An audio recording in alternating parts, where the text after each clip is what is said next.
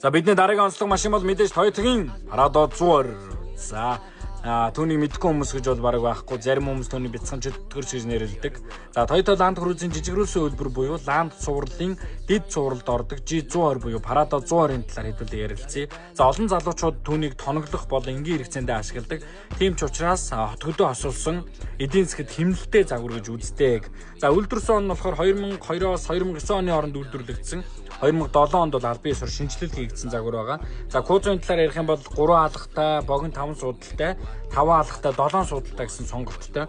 За маш олон хүмүүс түүнийг Land Cruiser 100, 105, 200-аас хамаагүй хөнгөн үздэг. Гэхдээ албан тоогоор бол 400-аас 600 кг-аар хөнгөө. Гэхдээ өөрийнхөө хэмжээнд бол жин бас тийм ч хөнгөндөө орохгүй учраас замдаар илүү тогтвортой гэж үздэг. За Prado 120-ийн хөдөлгүүрийн хувьд болохоор за энэхүү кузовудаар маань 4.0 V6 буюу 249 морины хүчтэй. За 3.0 дизель буюу 163-аас 173 морины хүчтэй энэхүү хөдөлгүүрүүд ороод ирэхээр оффроуд зам дээр ямар ч SUV ангиллын оффроуд салбарын машинараас бол дутгааргүй зарим нөхцөлд бол илүү гардаг ийм загвар байгаа.